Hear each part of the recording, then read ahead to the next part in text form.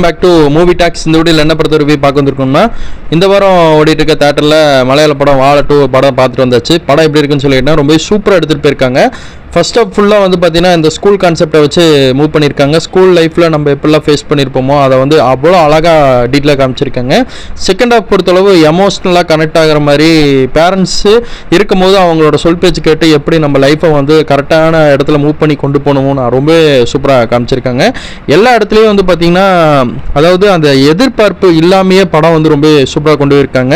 ஆனால் இந்த படத்தில் எனக்கு ரொம்ப பிடிச்ச சீன் எதுனா, செகண்ட் ஹாஃபில் பொறுத்தளவை விட ஃபர்ஸ்ட் ஹாஃப் ஸ்கூல் லைஃப்குள்ளேயே நம்ம இருந்தால் நம்ம லைஃப் எப்படி இருந்துச்சோ அதே மாதிரி இந்த படம் இருந்துச்சுன்னு தாங்க நான் சொல்லி ஆகணும். படத்தோட ஸ்டார்டிங் சைனில் 5 வயசுலையோ ஒரு 6 வயசுலையோ ஒரு பையனை வந்து காட்டுறாங்க.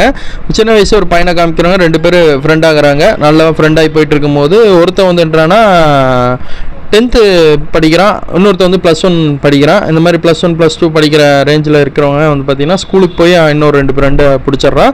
இவங்க 4 பேர் வந்து பார்த்திங்கன்னா சேர்ந்து நல்லா ஸ்கூலுக்குள்ளே லைஃப் ரன் பண்ணிகிட்டு இருக்கும்போது ஒரு கட்டத்துக்கு மேலே அவங்களுக்கு ஒரு எதிரியான ஒரு வில்ல டீம் வராங்க. வந்த உடனே இவங்களோட டோட்டல் லைஃபே வந்து பார்த்திங்கன்னா நல்லா படித்து UK போகலான்னு நினச்சிட்டு இருப்பாங்க.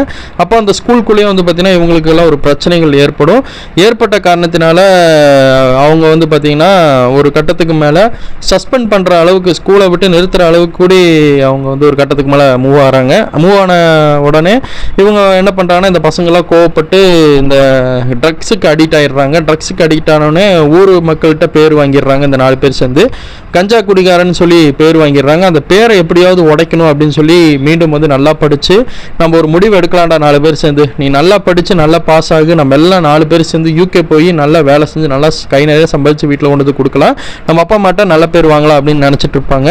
ஆனால் இவங்க நினச்சதெல்லாம் ஒன்று தான். அதில் 4 பேர்த்தில் 3 பேர் பாஸ் ஆகிடுவாங்க.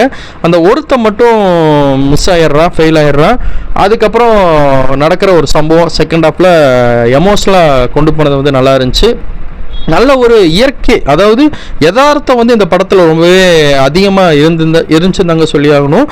சீன் பை சீன் சிரிக்க வச்சுக்கிட்டே இருந்தாங்க. அதை வந்து இந்த படத்தில் ஸ்க்ரீன் பிளே அவ்வளோ சூப்பராக கொடுத்துருந்தாங்க.